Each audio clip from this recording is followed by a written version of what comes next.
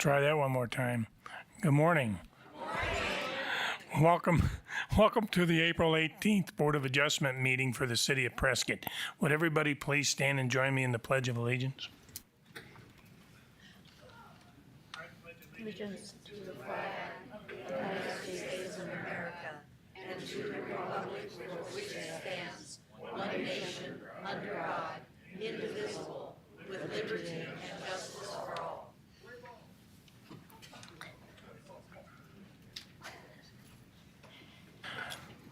Thank you. I always think it's important when we're doing the people's work that we say the Pledge of Allegiance and remember who we're here for. So anyway, I'm going to do roll call. When I call your name, state here, please. I'm the chairman, Jim Lamerson. Tony Teeters, vice chair. Present. Thomas Davis. Present. Mary Fredrickson. Present. Miriam Haubrick. Present. Mark Hoekness. Present.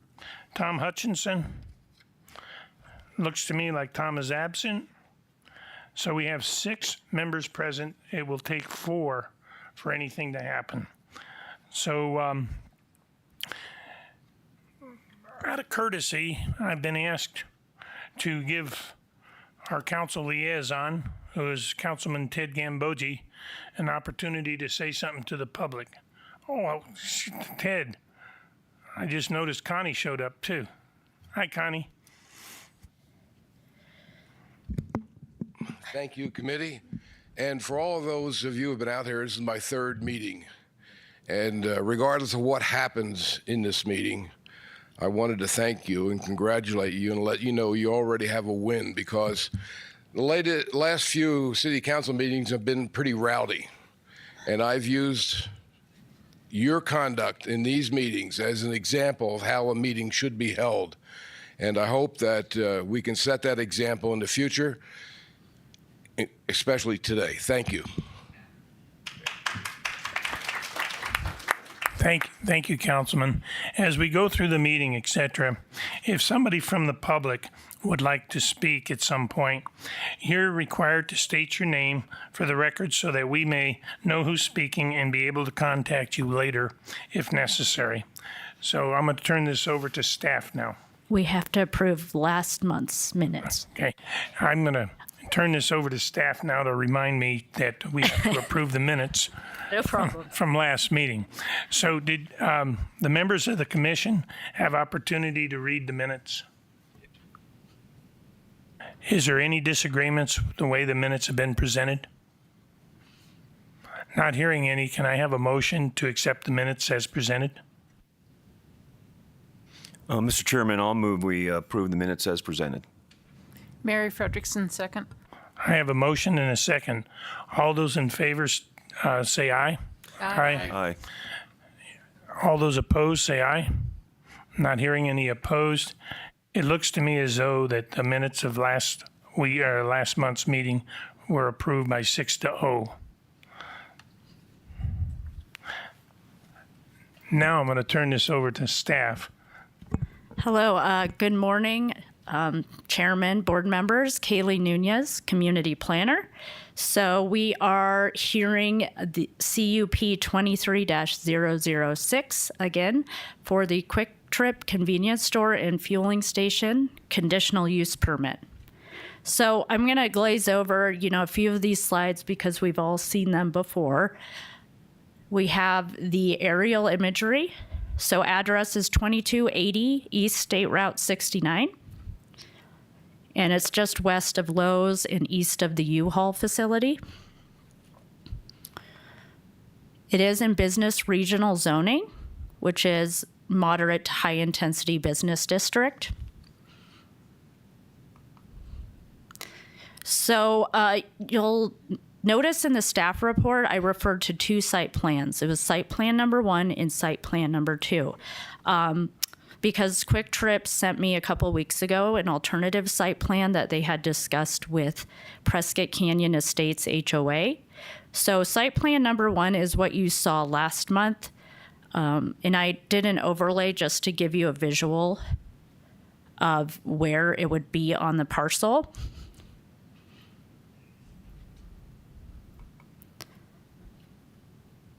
And then this is site plan number 2. So this is a site plan with the access drive behind the Quik Trip that connects Holiday Drive on the east to Canyon Estates Drive on the west.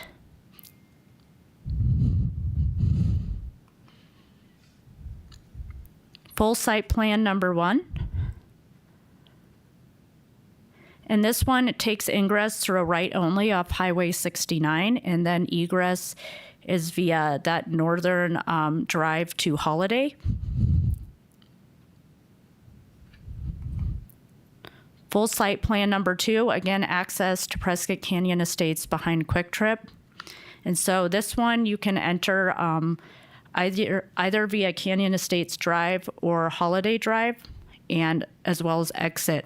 Of course, if you exit via Prescott or Canyon Estates Drive, you can only take a right onto Highway 69.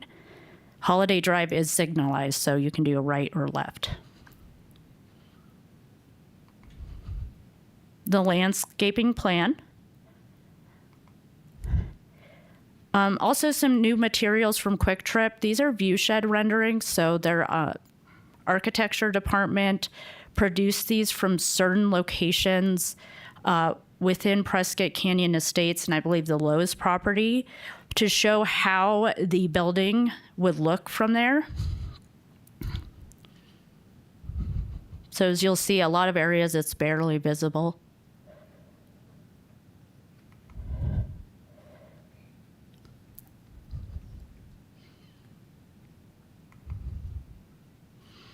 So the summary, you know, the first 5 bullet points are all the same. Both proposed site plans meet all required setbacks. Both site plans meet required parking spaces. Again, site plan 1, ingress taken via right only off Highway 69. Egress via Holiday Drive. Site plan 2, ingress and egress permissible via both Prescott Canyon. Sorry, I was referring to it as Canyon Estates Drive. It is Prescott Canyon Drive and Holiday Drive. And then again, this is required per Land Development Code, Table 2.3. The review criteria applied, and I go in depth on each of those in the staff report. Recommended action, move to approve as presented or approve with conditions CUP 23-006. And I am open for any questions and comments. We also have the applicant, Daniel Chambers with Quik Trip here.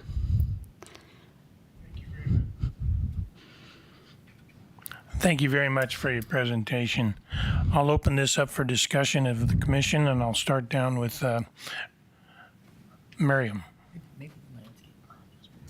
This may have already been addressed in one of the other 2 meetings. I'm pressing the button. Am I not coming? You might have to move it really close. That's what I did. I am holding it down. Let me get closer. Closer. There we go. This may have been addressed in one of the 2 earlier meetings, and I'm just having a brain freeze on it. But is the Prescott Canyon Estates Drive county, city, private? Private. Thank you.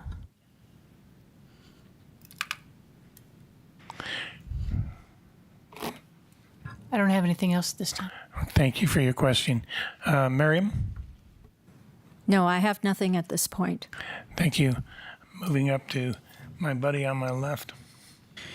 Hi, Mr. Chair. Mark Oakness here. From a site plan standpoint, this question for staff, does Quik Trip have a preference for site plan 1 or site plan 2? No, I'll let Daniel answer that. I think they're open to either one. You know, site plan 1 was their original idea. I think this site plan 2 would involve more cost to develop that connecting drive, but I'll let you go up.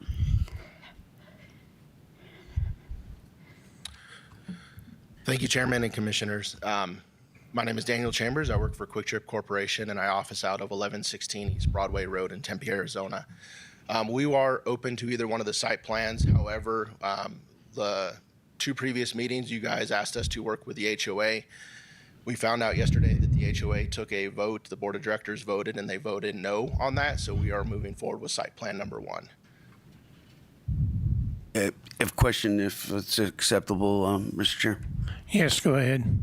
So you had worked with the HOA and had reviewed site plan 2 with them, and they've rejected 1 and 2. Is that your understanding?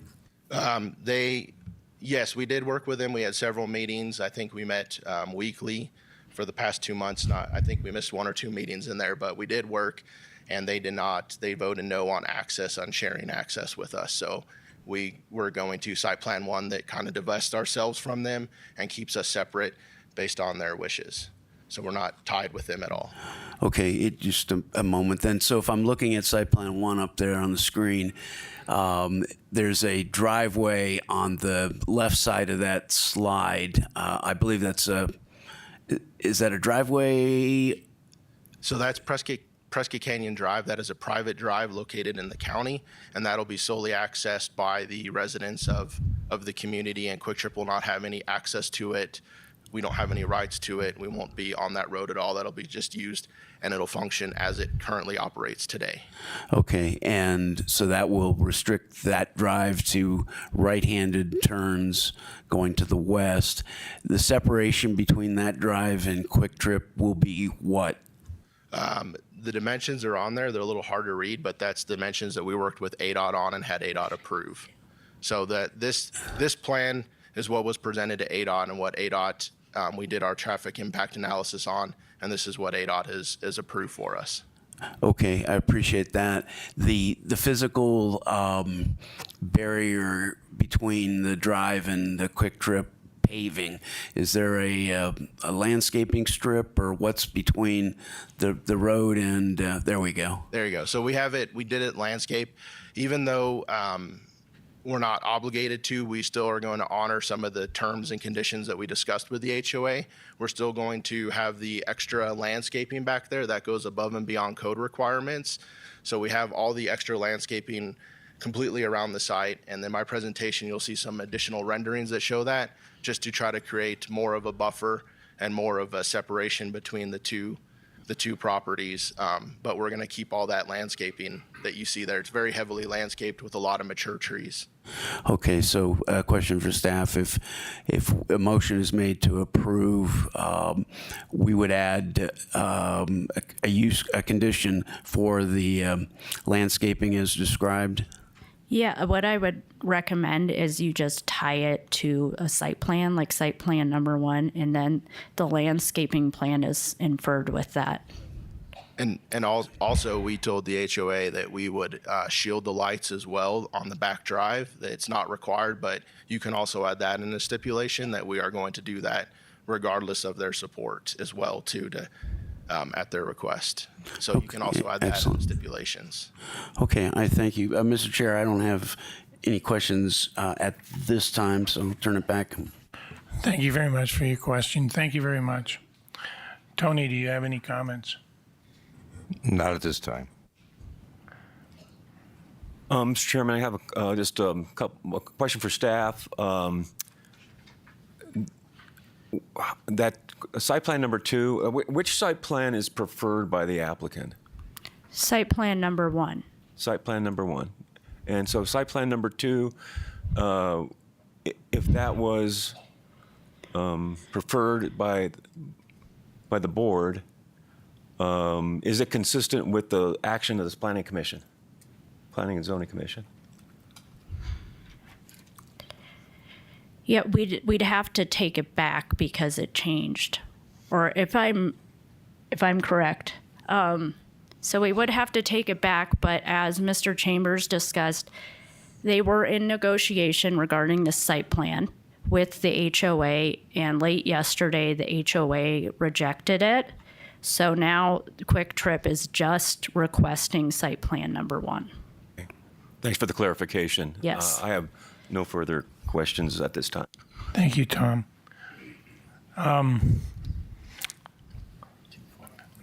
I guess it's my turn. I have a question for the attorney. Okay. If this meets all the criteria for planning and zoning, in a commercial zone. And it meets all the criteria for site plan approval for the city. Would this be considered a taking if the city rejects something that meets all the requirements that are necessary? No, not under these conditions. They're here applying for a conditional use permit. And as you know, pursuant to the Land Development Code, conditional uses are those uses that are generally compatible and or can be made compatible under the underlying zoning district. So right now, they're here to get an approval through a conditional use permit. That is a legitimate exercise in the city's police powers, so there would not be a taking here. So if I'm hearing you correctly, Speak up. Speak up. well, I was pushing the button. Can you hear me now? Yes. Okay. We can approve this with the recommended conditional use permits, and everything would be copacetic. Correct. As long as you apply the Land Development Code criteria and your conditions are reasonable to ameliorate impacts to the development that's being presented, you will be copacetic. Thank you very much. Any more discussion from the commission? Yes, sir. Mr. Chair, Mark Huckness here. I'd like to formally hear from the applicant and also from the HOA. Well, I was going to get there. But I wanted to finish with one group at a time. So if there's no more comments from... Mr. Chairman, excuse me, I'm sorry. I do have one more question. Thank you. Maybe or for the applicant or staff or whatever. I did some informal surveys of the various convenience stores nearby, convenience and fuel stations.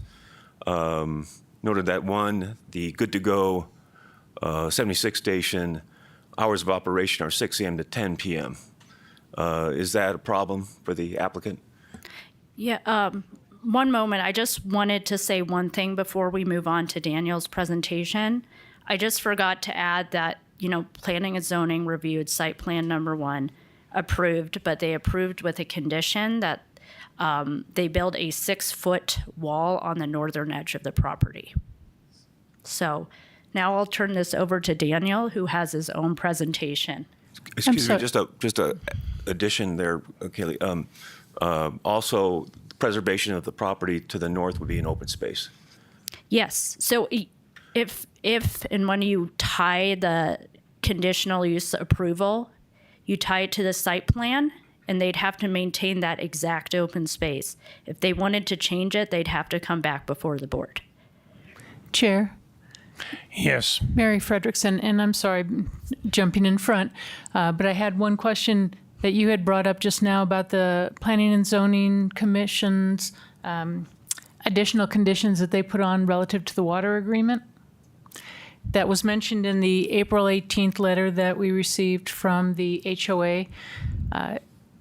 Is there any extra weight that if our board included those within any approval of the CUP, does that give any extra weight to those conditions since the P&Z has already applied those? It wouldn't be necessary. One public body or public board only needs to apply the condition to enforce it, if that makes sense. Okay. I just didn't know if, because it was tied to the water agreement, if there was a potential later down the line for those conditions to go away, be changed. They're there now. And anything we do isn't going to give them extra weight. Not as I understand, unless legal wants to interject, but I don't believe that condition would be dissolvable. Thank you. Okay. Yeah, I'll just kind of address it. If you apply it under the conditional use, if you apply it as part of your conditions of the conditional use permit, then obviously if they deviate from that, the conditional use permit goes away. So they no longer have the right to operate. So yes, it will give a little extra weight. Thank you. Thank you, Matthew. Are there any more comments from the commission? All right.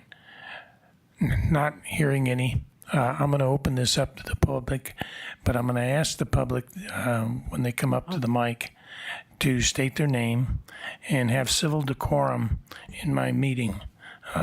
If somebody says something you don't like, it's too bad. They have a right to say it. So But let's hear from Daniel, the applicant, and we'll move forward. Thank you, Daniel. Thank you, Chairman and board members. Oh, sweet. Okay.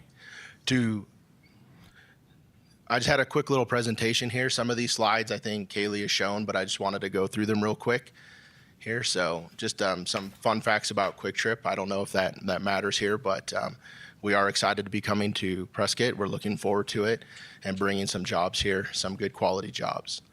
One of the things about Quik Trip is that we are a safe space. And so what that means is that gives any child that's in danger or feels that they're in danger an opportunity to go to any Quik Trip and receive help. So that's also part of why we operate 24/7. So that way, no matter what time of day it is, if any child feels in danger, they'll be able to come into a Quik Trip and receive the help that they need. And Quik Trip staff will put them with the local charity to get them addressed, whatever their struggle or whatever the concern is that the child might have. So that's something that's a little unique about Quik Trip. We're a big supporter of Folds of Honor Foundation.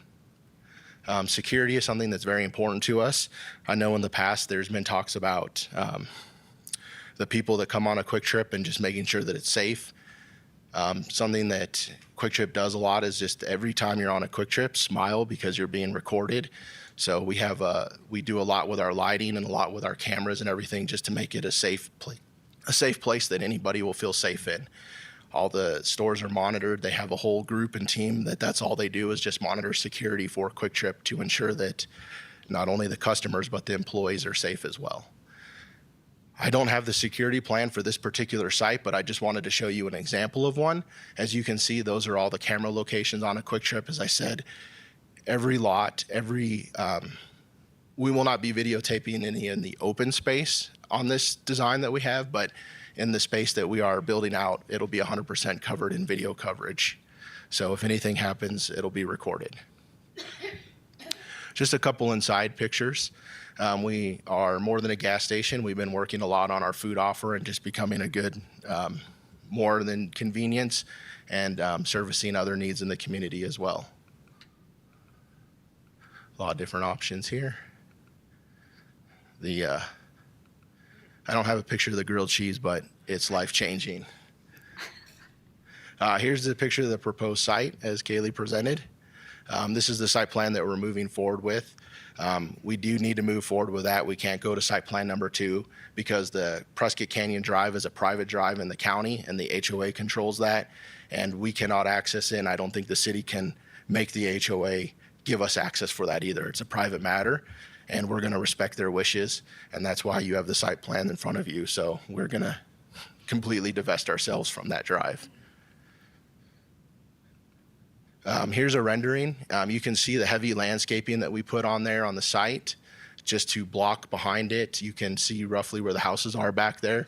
We talked before, there's about a football field in between the back of the store and the houses, and there will be the 6-foot wall that was stipulated as well as the additional landscaping that we are self-opposing that you guys are more than welcome to put in your stipulations or your conditions of hopefully approval tonight. Here's just some more pictures of it. So you can see all the trees, the mature trees. They asked for mature trees, so we're going to go with larger caliper trees. So they are a lot larger right out of the box and don't take time to mature. Here's a picture here. This is at Holiday Drive, looking at the site. Here's an aerial view of the site. So once again, very heavily landscaped all the way around it to protect the neighbors as much as possible. These are the same renderings that were in Kaylee's presentation. So you can just see that the Quik Trip is behind that, standing in the clubhouse of the Prescott Canyon Estates. There's already a lot of existing mature trees that we will be behind it, plus with the addition of the wall and the additional trees that we're going to be putting to help create more of a buffer screen.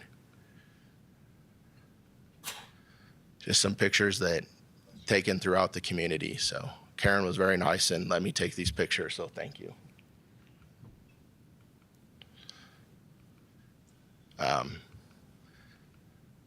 But thank you very much for your time.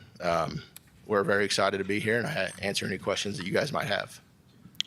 Thank you for your presentation. I'll ask the commission, do you have any questions of the applicant? Mr. Chair, Mark Huckness. From a timeline standpoint, I know we've been doing this together for a couple months. What is the schedule that Quik Trip anticipates having for starting and completing the project? So once we have here, that we need to finish up all our entitlement process and making sure that we can build a Quik Trip there. And then we go into our construction document phase and our building permit phase. And I've not personally gone through that in Prescott, but I would anticipate that that's probably an 8 to 10 month process of meeting with staff and going through our construction documents on physically how that they'll build the building and construct it. And then once we go there, then we go through about a 2 to 2.5 month bidding process where we'll select a general contractor and get bids. And then from there, a project like this is going to take about 8 to 10 months to construct. So we're still a couple years out from this date, just with the timelines and then just how long everything takes. Okay, thank you. And just sticking with that, a quick question for staff. The state plans on modifying that road to a larger artery in what time frame? I don't have an answer to that. That would be a question for our traffic engineer. That's kind of outside our wheelhouse. But Daniel might know because he's been working with ADOT. Yeah, so we've had a lot of conversations with ADOT about that, and my understanding is that they're currently in the letting process of that. So it's probably anticipated that that road might be built ahead of the Quik Trip.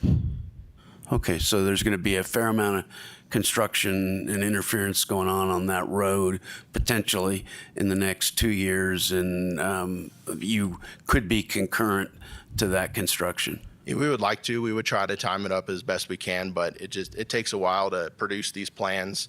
A Quik Trip plan set's about 200-page document, so there's just a lot of details that go into it. So, and that's a lot for city staff to review. So. Okay, and thank you very much for your presentation. It's very helpful, and I appreciate you being here. Thank you. Thank you for the dialogue. Before I go any farther, welcome, Mayor. I didn't notice you right away, but welcome. Appreciate you being here. I think it means a lot to the public to see our mayor in one of our commission meetings, so thanks. Okay. If I may add, just it goes along with the timeline question.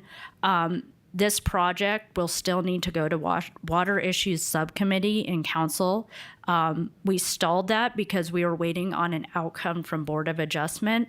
So just know that you'll have about another month and a half of the public hearing process before they can be ready to submit for permits. Try that again. Thank you for those comments. So, Mary, you'd like to speak, please?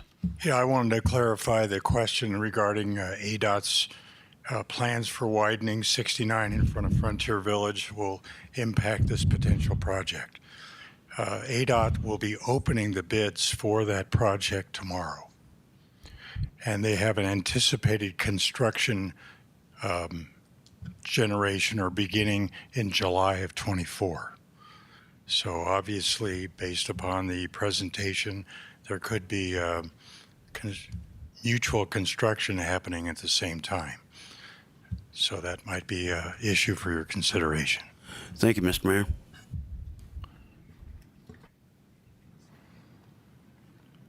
Okay. Can I have some comments from the public now? Sure. Yeah, we'll go ahead. Tori will call up all those individuals that submitted comment cards. Okay. And I want to remind everybody, decorum is really important in these meetings, and so is civility. So let's show our speakers respect. Okay, you want to invite the first speaker? Karen Monks. Good morning. My name is Karen Monks, and I'm the president of the Prescott Canyon States HOA. My address is 2280 Prescott Canyon Circle. Our HOA continues to oppose Quik Trip's application for a conditional use permit for a gas station and convenience store on our doorstep. We did work in good faith to try to come to an agreement with them about a separate access across to Holiday Drive, and we're unable to do that. But we thank you for the opportunity to work through that with them. On February 15th, you were told that you could not deny the application. However, as been discussed previously and again today, you do have the authority to deny a conditional use permit. We urge you to deny this application unconditionally. As laid out in the letter that I submitted to you previously and again yesterday, this application does not comply with the applicable LDC sections in 9.3.5. There's no substantial reason stated to justify issuing this conditional use permit, which is a requirement for issuing one. There are negative effects on public infrastructure and the ability to deliver public services. The external impacts cannot be effectively mitigated. There are significant negative environmental effects. The recent 86,000-gallon fuel leak in Chino Valley Circle K proves that a large fuel leak is not an impossibility in our area, that it doesn't just happen in other places. The Quik Trip site is right next to the water that flows across the road under Highway 69 and then into the creek that runs through our property and eventually ends up in Watson Lake and then into the recharge aquifer. We're really concerned about this, not only for our own use, but also what happens for the entire region as far as what happens if there's a leak. While the applicant claims that their equipment is up to the task, how can you permit them to install fuel tanks in ground that has a history of instability as we encountered with the Lowe's development? Are you really willing to take that risk? The Planning and Zoning Commission reviewed the site plan on February 29th, and they did put two conditions on it. One, that Quik Trip is not allowed to develop outside the developed area in the site plan, and secondly, that they must have a 6-foot wall, not just heavy landscaping, across the entire north side of the developed area. I know that Ms. Fredrickson asked today whether or not this would provide additional weight by having you do it. We believe that it does, as was discussed earlier. And one of the concerns I have is that when I was reviewing the minutes from the Planning and Zoning Commission, the requirement that it not be developed north of the developed area is not in those minutes. So I really urge you that if you do decide to approve this, that you not only include that you actually include those two conditions in your requirements. In addition, we're asking that you tell them that they cannot use explosives for construction or maintenance. We have had terrible things happen in our community with houses being destroyed and houses being damaged in the process of using explosives. And secondly, we ask that you limit the business and the delivery hours from 6 a.m. to 9 p.m. Nothing else in this area works 7 by 24. And even though you see all these pictures that they're giving you that you can't see it very much during the daylight, we will in the evening be able to hear things, and we will hear them at night. So we ask you for those additional requirements. Thank you very much. Thank you for your comments.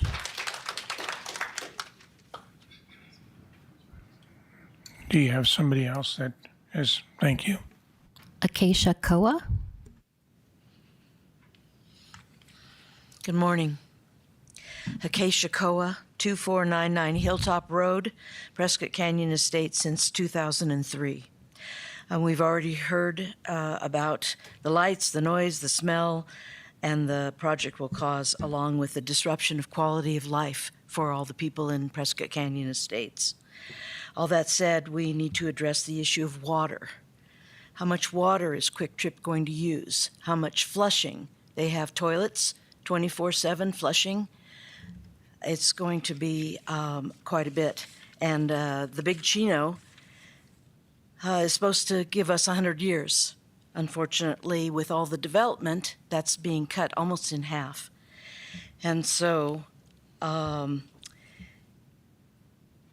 if Prescott and Prescott Valley continue to the amount of tract homes and soon to be obsolete gas stations, the Big Chino will run dry in half the years projected. None of us will be here in 50 years, but what will be left for our children, grandchildren, and others? I've even heard whispers of rationing. Really? How about slowing down some of this unnecessary development in order to preserve our resources? Now let's address one of the other issues, which is money. How much tax revenue will the city demand from Quik Trip for this business? Lowe's promised $800,000 a year. That was 20 years ago, so it must be similar, if not more. I understand the city needing the revenue. I do. You want that money. But not in this location. A better location would be where Chase Bank is at Lee and 69. It's abandoned. That would be a perfect place for this unit to go instead of affecting 234 people, homes with almost 400 people. The runoff is a given. The pollution of our creek is a given. So,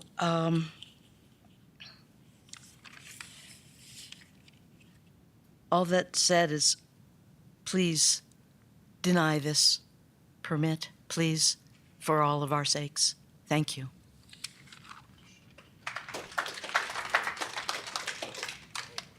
Pat Matthews.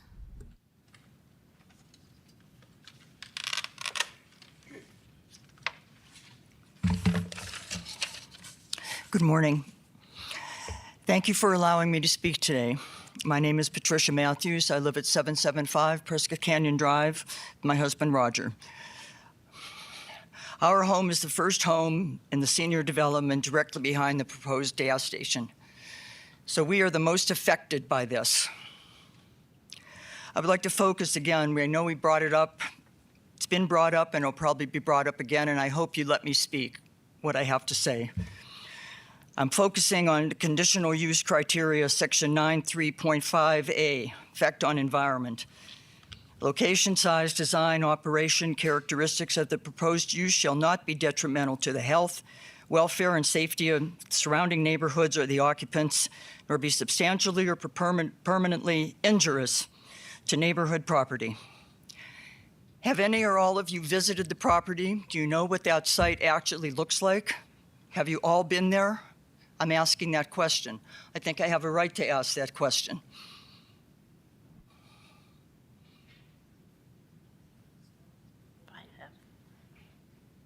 So no one's given me an answer whether they've visited the property.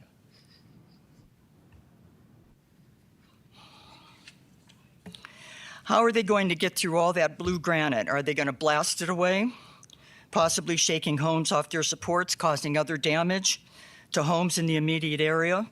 Would a home slide down the hill from this blasting if they're allowed to do that? Also, damage would occur to homes located to east of our home, those close to the canyon. Who's responsible for any damage that occurs to our homes?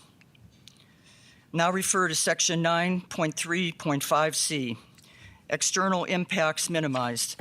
The proposed use shall not have negative impacts on existing uses in the area and in the city through creation of noise, glare, fumes, dust, smoke, vibration, fire hazard, or other injurious or noxious impact. The applicant shall provide adequate mitigation to these impacts. I speak for myself and I speak for my community. If you allow this project to move forward, you are taking away our privacy, our peace, our tranquility, our safety, and you are destroying the natural wildlife habitat and possibly affecting our future water supply. In the light of the recent Chino Valley gas spill, it is evident that damage can occur from gas leaks and spills. Would there be restricted hours for gas truck deliveries so people can sleep? That didn't happen with Lowe's. And would there be restricted hours of operation? We don't need a 24/7 gas station. We don't even need a gas station. The other 3 gas stations within the 2-mile radius are not built in front of housing developments, and I have not seen one of these huge gas stations built in front of a housing development. 2 of them already have convenience stores. I feel that there are more suitable locations for this project. It is wrong to allow this project to move forward. Please don't pave paradise and put up a 24/7 gas station. Thank you.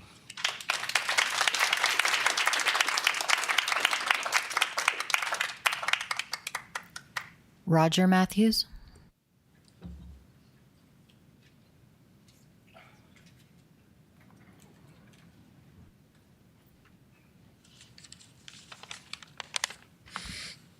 I'm Roger Matthews, live at 775 Prescott Canyon Drive. We are the first house immediately north. Our back of our house is 40 feet from the Sardi property. If you're considering this project for the tax revenue for the gas and convenience store, you won't have any magic revenue created. You will be simply dividing the tax revenue that you already get from the existing gas and convenience stores. If it's all about the money, you won't be increasing the coffers, only diverting it from existing similar businesses. If you allow Quik Trip to build a gas station at this location, you are allowing many thousands of gallon gasoline to be purchased directly upstream from Granite Creek and Watson Lake, thus putting our water supply of Prescott in jeopardy.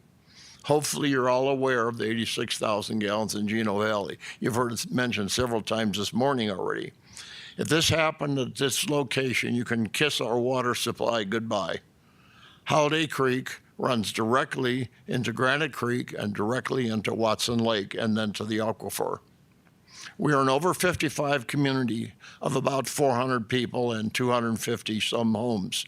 We have about 300 cars that come and go as necessary. Our access now is difficult no matter which way we try to go. Obviously, we know we can go only west. If we want to go east, we all know how that happens. U-turns somewhere. Our existing cars will all be competing with Quik Trip to enter, exit PC Drive along Route 69 traffic, while it is approaching at 50 plus miles per hour. Quik Trip will add many cars to our already existing congested space. Adding Quik Trip will greatly aggravate the massive transportation project we will face. During the monsoon a few years ago, we had a roaring rapids down that creek from underneath Route 69. ADOT had to bring in one of their trucks to hold up the telephone pole on the south side of 69 on the east side of the creek, of where the culvert is. They had to hold that pole up all night and until they could come in and cement and put it back in place. There's an enormous amount of water goes down that canyon during monsoon.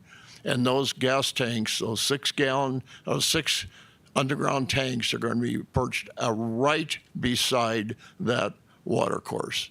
Please deny this project. Thank you.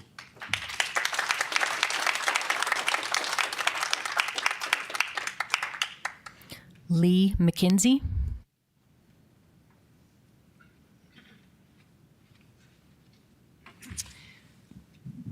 Good morning, and thank you for allowing me to speak. I'm kind of piggybacking on some things that have already been mentioned by prior speakers, but my name is Lee McKinsey.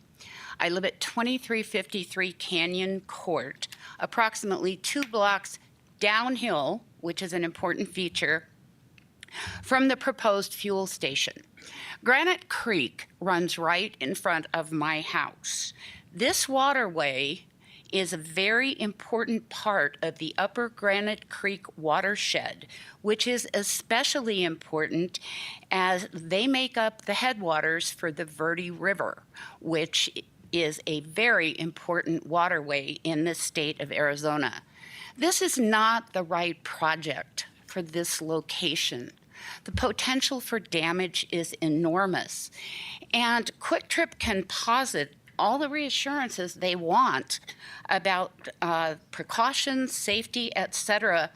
But the reality is man-made systems fail. And if you need some proof of that, I would respectfully remind you of 1986 and the Challenger disaster. And secondly, just for clarification, I challenge what I perceive as a misleading response from Quik Trip to a question posed at the last meeting we attended. In response to a question from one of the board members, the representative stated that more gas competition could lower fuel prices in our area. That's simply not accurate. As someone who purchased large quantities of fuel for a major corporation for many, many years, I can tell you that fuel prices are established first by the oil companies, then by the regional suppliers. Local markets have little, if any, impact on the prices they are required to charge for fuel. Adding another gas station would make absolutely no difference to the price we have to pay for gas locally. I would respectfully request, in light of all of the concerns and potential for damage, that the board impose enough conditions on this project, if nothing else, if you don't deny it 100%, that Quik Trip pursues other, less potentially impactful, and possibly for them, given what's going to have to take place for them to construct their business, and possibly more cost-effective options in our area. I thank you for your time.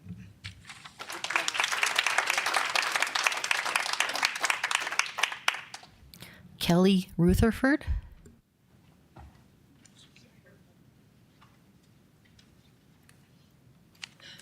Good morning, Mr. Chamberlain, City Council members, Mayor Good. My name is Kelly Rutherford, and I live and own 800 Wildflower. A year and a half ago, I went and I purchased that home for the good of my mom. My mom is 85 years old. She did not have much left to her because of life situations.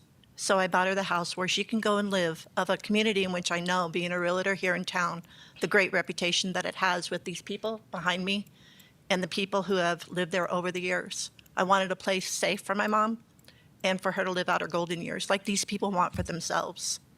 So as a realtor, and I'm listening to these meetings, yes, the concerns of water are very important. Do you know how many people get in my car and I talk to and ask about the water and their main concerns? And they're not even from here, but they want to come here. Do you know how many people I sit at their kitchen tables and they're moving from here because of the continued growth, the increase in people, the major increase in traffic, and the increase in speeds of traffic? And now we're going to go ahead and build this 3-lane highway, and on top of that, build this gas station. Where's the safety and the concern for the people here? So I ask you, from the bottom of my heart, when does it become about the people, for the people? The concerns in the traffic time I've experienced myself. I've seen a number of accidents. Sorry, I'm very nervous. I've seen a number of accidents happen at the light at Lowe's. I myself came close to getting in an accident 3 weeks ago when going to visit my mom because someone ran the red light and I was turning into the community. What's it going to take? A fatality? My mom's? One of these people here? For us to realize that that gas station is so well better off elsewhere than where we are jeopardized. Last night I was thinking about what it would look like for a fire engine to come and have to make a U-turn there at the light in order to get into our community. And what if the traffic is so heavy that somebody doesn't stop and they can't get out of the community when someone needs to be rushed to the hospital? Our life can be gone in seconds. Are you willing to have that on your watch? My question is for Mr. Chairman, and I ask you, would you want this in your backyard? Would you want the effects of depreciation to affect your home or any one of you. Because if you do approve this conditional approval, these people, if they move, they will be required to disclose the gas station is coming. I know personally what I have experienced by representing other sellers and the depreciation that is caused in the hard sales of locations where there are gas stations, department stores, grocery stores, convenience stores, and the depreciation of their investments. Some of these people here behind me, it's their only source of investment and income for them to survive on. I understand the water. I understand the growth of our town.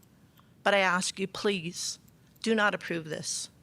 Be here for the people of Prescott, because as grown up as a native, I really love where I live, and I really get sad every day when people come into our town and ask you, how long will you grow this town? We're losing our charm and our ability to have community. So please consider and do not approve this conditional permit. Thank you.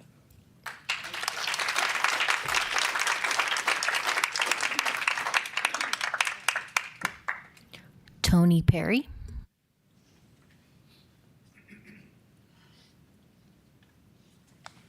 Good morning. I'm Tony Perry, and I live at 2242 Prescott Canyon Circle. I appreciate us being here with you today and just the time that we're allowed. I know some of us are repeating things, but I think you'll understand that our hearts are really stirred over this project. So we have a bunch of Prescott Canyon estate owners that are here today to appeal to you to take a long, hard look at how the Quik Trip project will negatively impact our senior community. We do believe that this project is going to diminish the property values of our homes. And we bought in here for a quiet country setting. And I believe that a gas station that's going to serve 16 vehicles at a time with 42 parking spaces and a market serving food 24/7 is more like a mini truck stop moving into our front yard. And I just don't believe that it's going to be an appeal for people to want to live in our community with that in there. And I personally wouldn't buy a home with this condition of a 24/7 gas station and a mini mart. And I really believe, to venture to say, that neither would you. So many of us view our homes as our main source of revenue that we're relying on to maintain value and be sellable, especially if we can no longer live alone and take care of ourselves. This project threatens to diminish our home values with the increased noise, traffic lights, and fumes. I did look up the criteria for the Board of Adjustment, and it talks about imposing additional conditions to carry out the spirit and intent of the City Code's 9.3.5 to mitigate some of these conditions. 9.3.5C talks about how the proposed use shall not have negative impacts on existing uses in the area through the creation of noise, glare, fumes, dust, smoke, vibration, fire hazard, and other injuries or noxious impact. I believe that this project has all of those. 9.3.5B, that the proposed site plan, circulation plan, and architectural designs shall be harmonious with the character of the surrounding area with respect to landscape scale, lot, and coverage. And I would just venture to say that this project does not blend into the scale and character of what is already in our area with a canopy and 24-hour 7 lights and just the noise and all of that.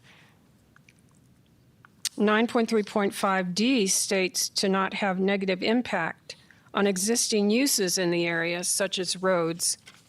With 500 additional vehicle trips per day, this will easily impact our road in and out and our safe travel to and fro. Once our home values are diminished, we cannot recoup our financial loss to be assured of our quality of life going forward.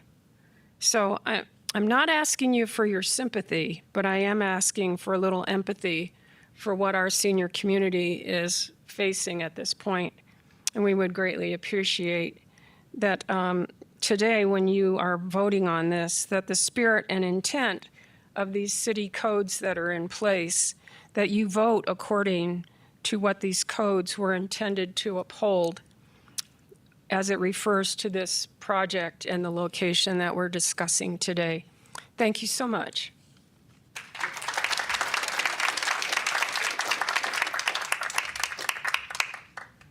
Michael Calder.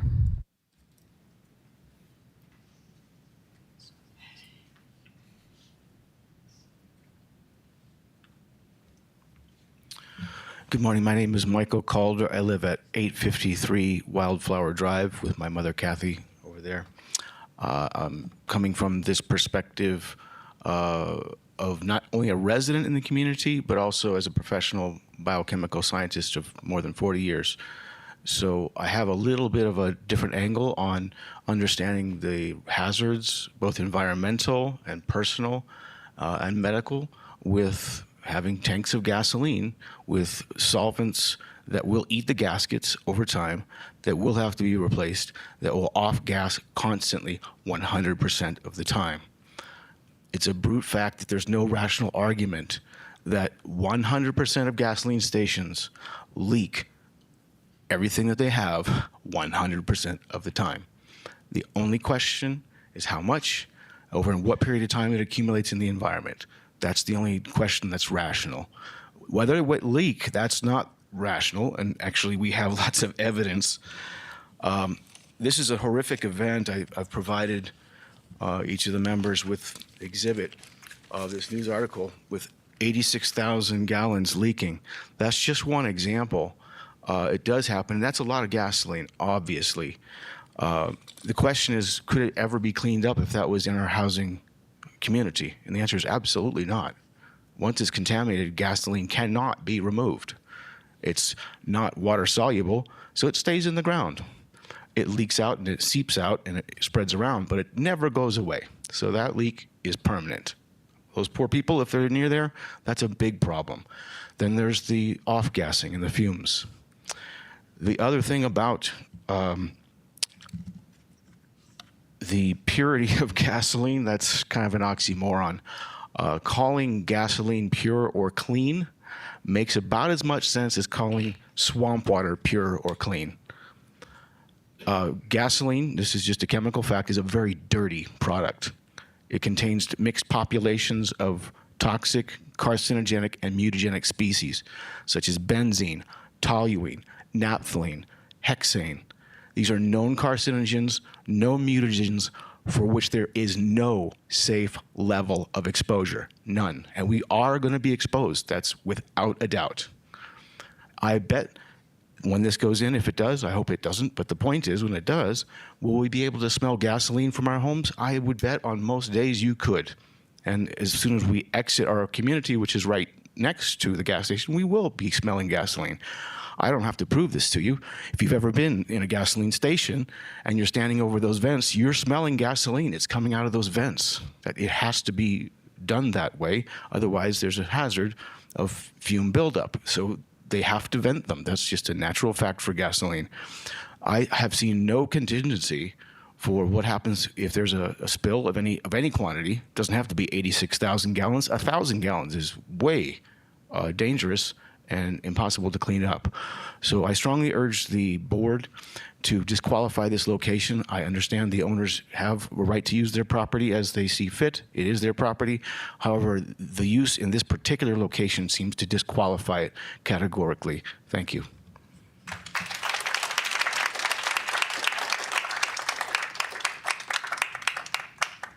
Craig Skira.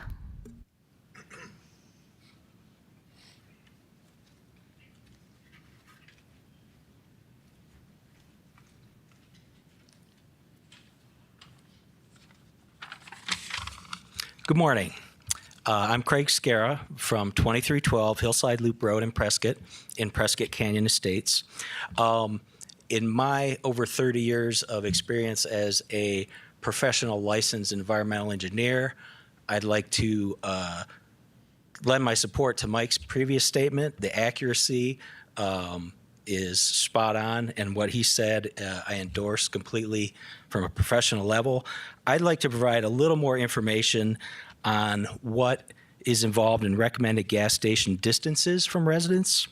Gas station distance regulations are based on lifetime cancer risk estimates. These cancer risk estimates factor in exposure duration to cancer-causing chemicals and whether exposed persons are considered sensitive receptors.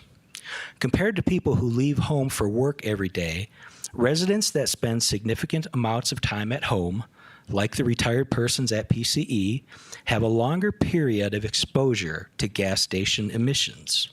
Scientific evidence shows that spending extended time near a gas station poses a health threat, particularly for sensitive receptors, which are the people most susceptible to poor air quality. For example, the elderly and those with pre-existing health conditions. Land uses where sensitive individuals are most likely to spend time are residential communities. A 2019 study of U.S. gas stations found that cancer-causing benzene emissions from a gasoline storage tank vent were high enough to constitute a health concern at a distance of up to 518 feet. In addition to exposure from tank vent emissions, Johns Hopkins University found an average of 40 gallons of gas is spilled annually at the pumps of a gas station. A 24-hour station poses maximum carcinogen exposure from these types of spills. Besides the residential homes within 400 feet of the proposed gas station, the PCE Community Center is located within approximately 500 feet. The prevalent wind direction in Prescott blows from the southwest to the northeast, which would be from the Quik Trip station towards the PCE development, potentially exacerbating carcinogenic vapor migration.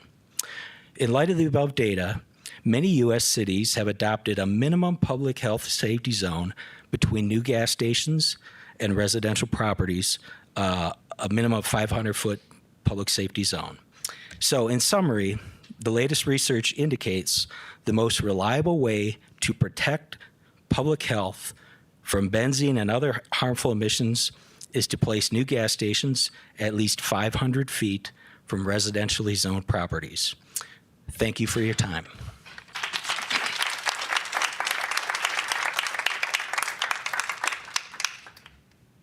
John Sorokman.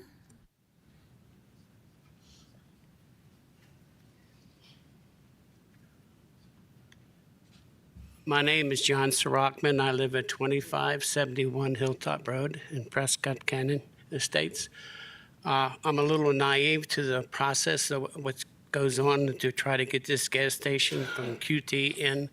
Has there ever been a study made or a survey that we actually need another gas station?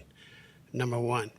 Number two, I did a little survey with myself in a 15-mile radius, area of where this gas station goes, and all the gas stations, over 30 of them, have convenience stores, and every one of them have anywhere from 8 to 20 parking spots. According to that diagram up there, QT has 50, almost 50 parking spots. I'd like to know why they have to have 50 parking spots. And thirdly, Mr. Lamison, back in February, after the meeting was adjourned, that you basically unanimously passed everything for QT with no restrictions, you came out and said, unfortunately, we have to make decisions that everybody likes or is happy with. Wouldn't it be wonderful if you actually came out one time, instead of going against the small people, maybe start going against the big corporations, say, no, we don't need this gas station. Thank you very much.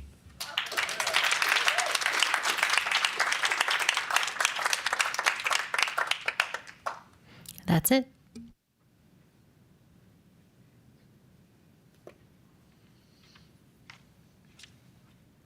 You said that was the last speaker? Correct. Thank you. Commission, you've heard from the staff, you've heard from the public. Do you have any more discussion you want? We have one more speaker. Did you turn in your paperwork? I did last time. They said they would just carry it over to this. Okay, we have one person who thought that her paperwork from last time carried over with You want to come up front and state your name, please?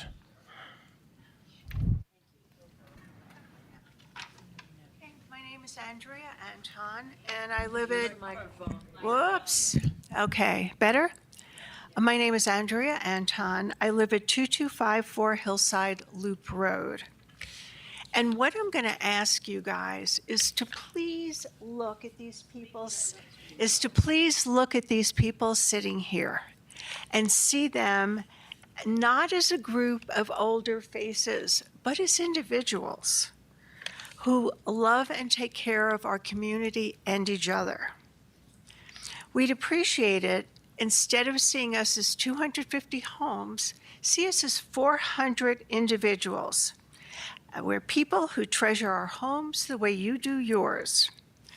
This is where we have intended to stay for the rest of our lives. We're concerned about our health and safety if the gas station is approved. We've always been safe in PCE. Our residents are very active. Many people walk the hills and use the exercise room, pool room, and game rooms in our clubhouse. Oftentimes, we're alone in the clubhouse or the pool, and we feel perfectly safe. If the gas station is built, we're afraid that an undesirable element of people will migrate from the convenience store to our beautiful community and threaten our safety. And Dan had mentioned about staying open 24 hours because maybe 2 in the morning, a 10-year-old child might pop up in the gas station and they can take them to safety. I'm sorry, that's no reason to have something 24 hours in the element that comes.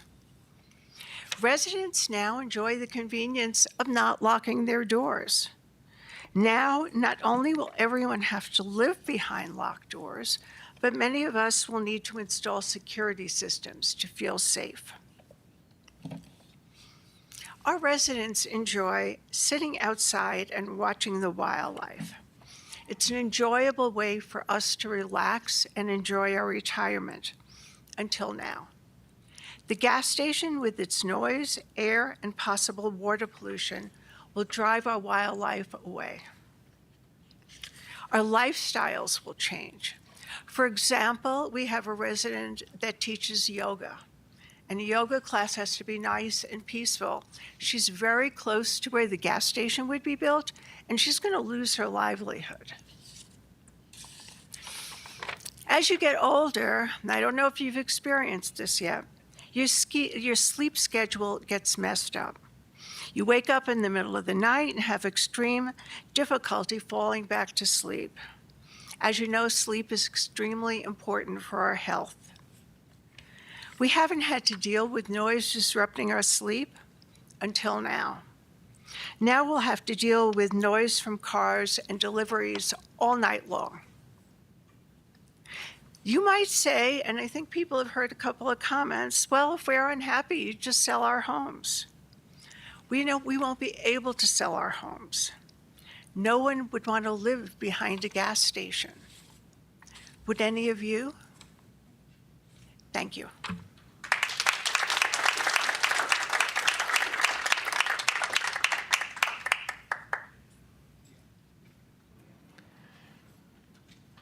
Are there any more? Yes, so I wanted to mention that the property owner, Mike Sardi, is here, and he would like to speak, if you'll let him. If I let him. Yeah, it's up to you to allow speakers. All Those right. are the rules. Those are the rules. Those are the rules. I always like to play by the rules. Mike, you want an opportunity to address the public? Sure, I'll take that opportunity.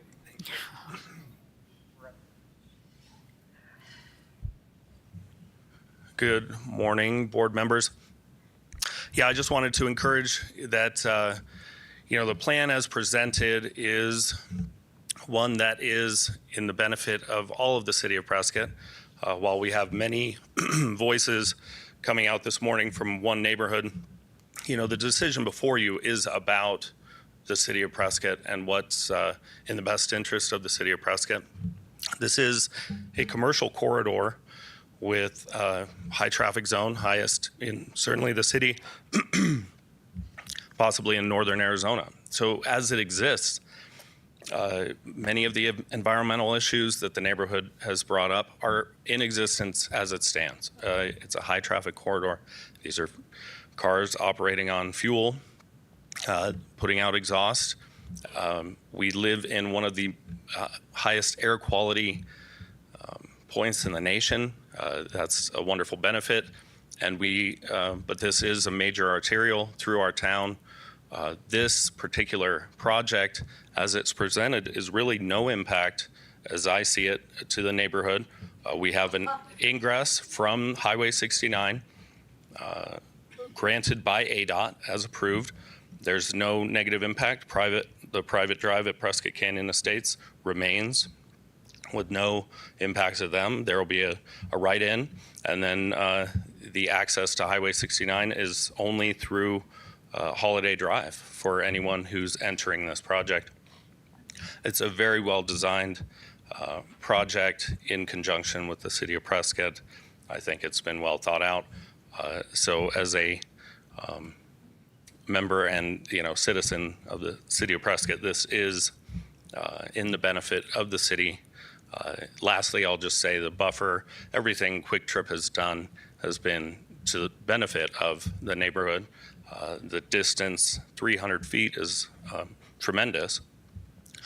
Not the same can be said about other gas stations in the city. So with all that said, I encourage your yes vote today. Thank you.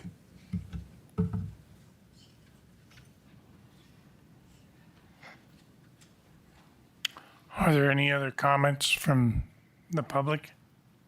Okay, not hearing any from the public. I would like to make a comment. You said from the public, may I? Let us speak. Please come to the front. State your name.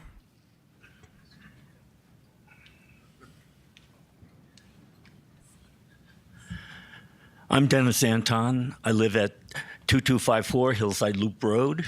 And the previous speaker, what is his motivation? I'm going to ask him if he is the property owner where that Quik Trip is proposed to be built on. Yes. Are you? Yes, sir. So that was not an objective comment by him or comments. He stands to gain millions of dollars at our expense. And that is wrong. Someone like that doesn't care about the 400 of us. And his comment that other neighborhoods have gas stations, not like this one. Thank you.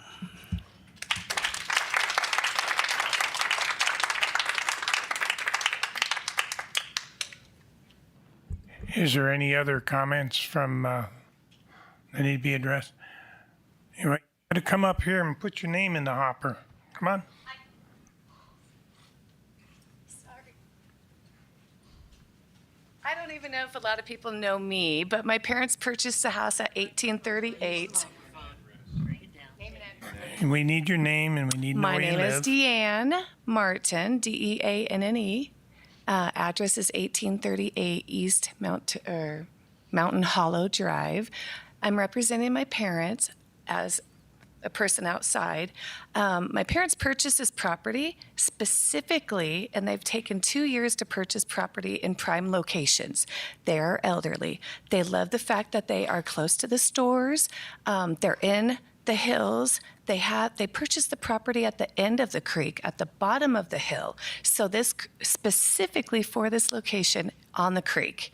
So I'm concerned about hearing the environmental. And if you also have environmental residents that purchased in this area specifically because of the area of the park, I encourage you, and I've sat here in every meeting thinking, have you guys driven the property? It's beautiful. These people take pride in the properties. The association, I'm a realtor too, down in Chandler, and I've never seen such common areas being maintained and pride and ownership in this location, and that's another reason why my parents purchased. Getting back to the resale value, I don't know at this point if how long do you have to disclose this? If we purchased this July of last year and we did not have any notification of this gas station going in because it is going to affect the property values, what is the legal time limit that as realtors do we have to disclose that now moving forward? So if my parents say we don't want any part of this because of the pollution or because of all of the other complaints that's going to come along with this 24-hour gas station, you know, it's going to affect the property values. And so with that being said, my parents are going to want to sell. And now if they're going to want to sell it because they don't want to deal with all this, do we have to disclose it? So how much money do you lose with that? I understand that the city needs to produce and accommodate the growing area, but I just think there's a better location for it. That's my concern.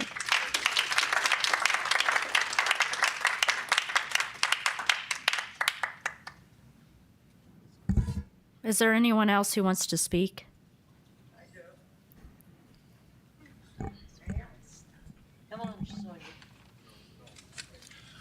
My name is Will Monks. I live at 2179 Hillside Loop Road, Prescott Canyon Estates. I want to just update you on the landscape of the proposed Quik Trip. I know the slides look very beautiful with the pumps and the landscape and the grass and all those trees, but the reality of the location is if you drive by it, right now, the road is at least 10 to 15 feet of a solid granite. Then to the right, where you meet Holiday Drive, is a canyon. It's not going to be covered with grass and dirt. It's where the water runs through. It's the main runoff that you've heard about. I don't know how many of you have seen the location, but there's a heck of a lot of granite to be moved. There's a lot of serious construction to be taken, and it's not just everything that's in that picture. I would suggest, it may be a little late for it, but having seen the location, I know last year when they were digging in a trench to relay new pipes along 69, it took them forever to dig through that area, and that area will now have to be redug as they lower the hill to build a Quik Trip. I implore you, please do not pass this. Thank you.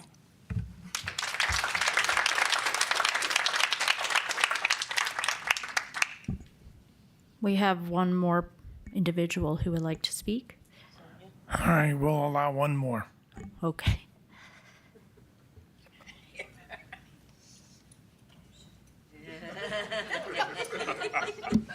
Good morning, and thank you for letting me speak. My name is Sonia Clark, 2458, pardon me, 2458 River Trail Road. Firstly, I'd like to address Mr. Sardi, and I say kudos to him for having been smart enough to buy that parcel of land and make an investment. My contention is not for a gas station. Wait for the right seller, the right property that would not impact our home, our community. I've lived in Vermont, Pennsylvania, several places in New York, always called what we chose as a slice of heaven. Prescott is a slice of heaven. I don't want to live in a community like Prescott Valley, all strip malls, fast foods. We don't need another gas station in that particular location. I implore you, vote it down. Thank you.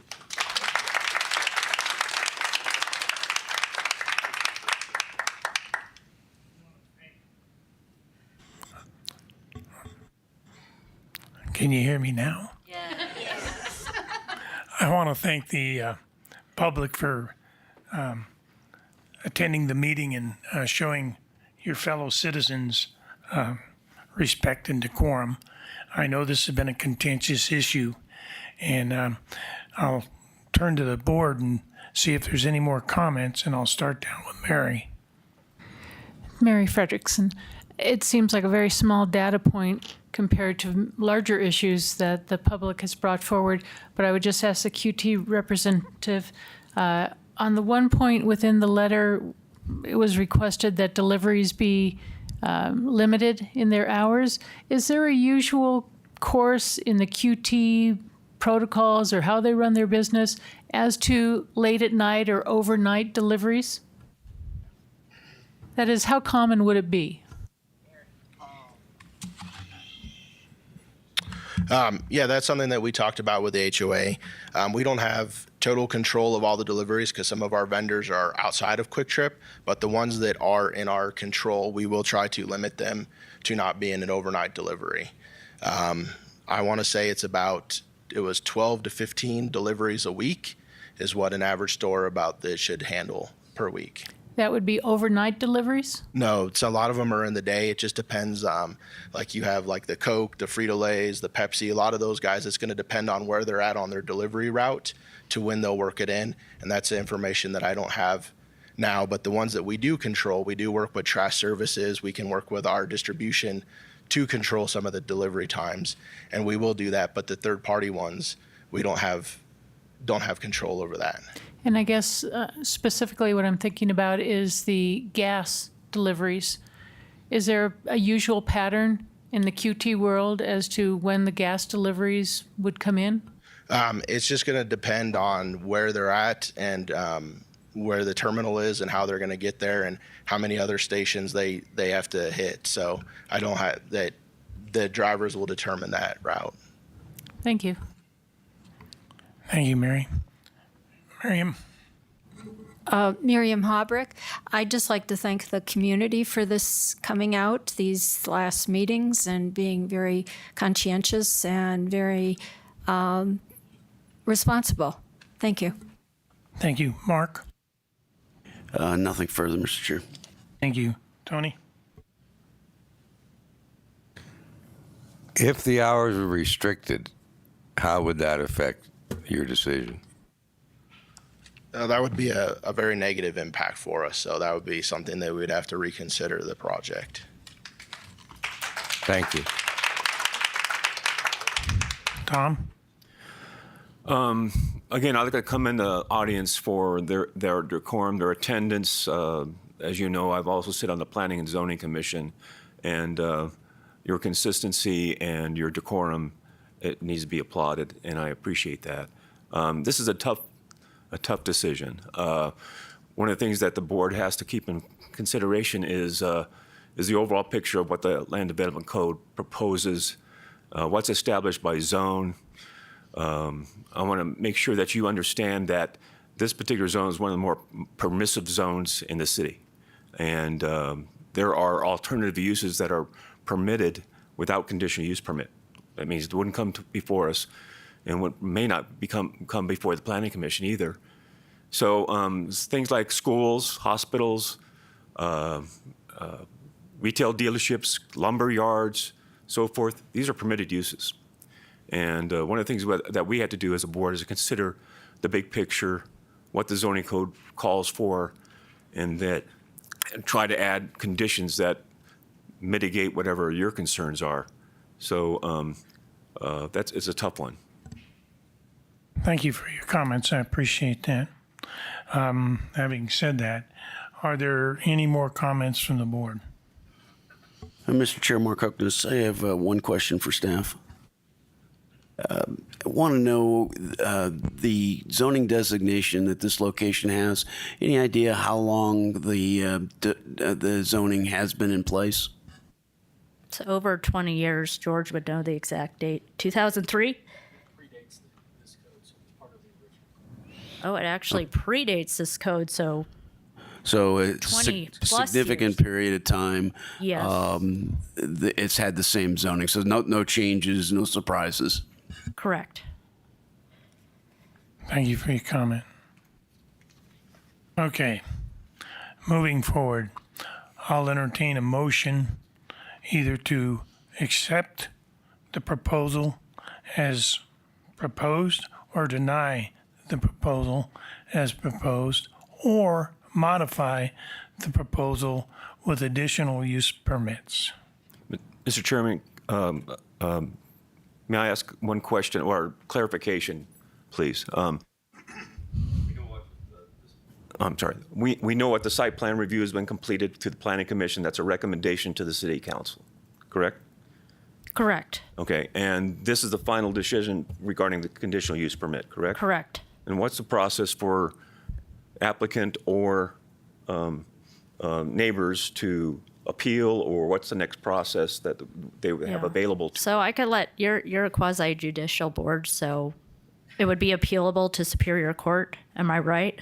I did go. The next move would be an aggrieved person has the right to file a special action in Superior Court challenging the decision within, I think, 30 days.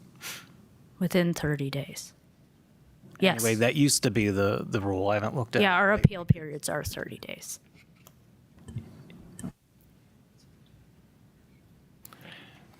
You're welcome. Any more comments? Okay, not seeing any more comments.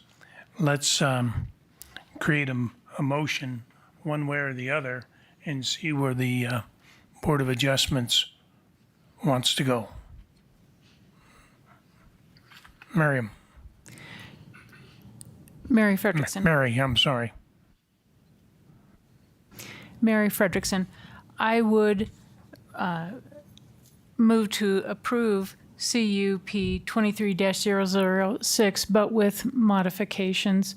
I don't know the rest of the board what they may be thinking of, but what I'm thinking of is site plan number 1, as the QT group has put forward now.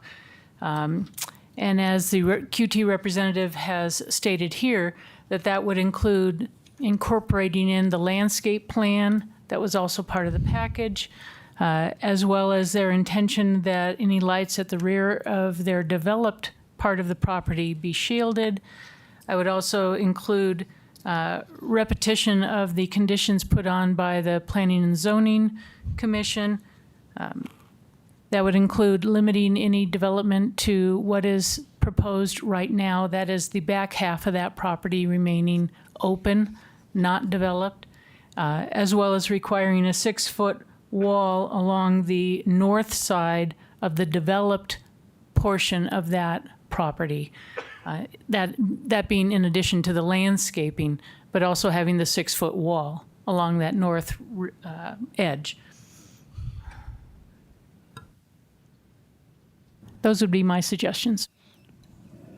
Thank you for your proposal, Mark. And Mr. Chair and Marion, thank you. I, reviewing my notes, have literally the exact same thing, so I will second the motion. Let's restate it, just so we're clear. So let me know if this is what you were trying to get at. So move to approve CUP 23-006 as tied to site plan number 1 and reinforcing the condition for the 6-foot wall set forth by the Planning and Zoning Commission. Yes, but also just to get it on the record, because I believe just the QT representative stated here, but I would also want it to be included, the idea of the incorporating the landscape plan and the shielded lights along the back portion, the north portion of any developed portion of the property. And I see it the same way. Thank you. Okay, so as tied to site plan number 1, which does include the shielding details, the landscape plan, and reinforcing the condition that Planning and Zoning Commission applied. Yes. Okay. I would like clarification. I would like clarification on that one. The one condition being limiting development of the back half, or others? There was also the 6-foot wall along the north edge. At least that's how it was stated within the HOA letter dated April 18. I wasn't part of the P&Z, so I'm not sure that that's accurate, but maybe... That is correct. Yeah. Okay, then those two conditions, the wall and leaving the north portion of the property open. Right, and I can attest to that. Participated in that aspect of it. I was wondering if the motion maker and the second would consider the limitation of hours from 6 a.m. to 10 p.m. for the convenience. I'm sorry, did you say the elimination or did No, you say the inclusion? limitation of convenience store hours from 6 a.m. to 10 p.m. That is not in my mind, but another motion could be made.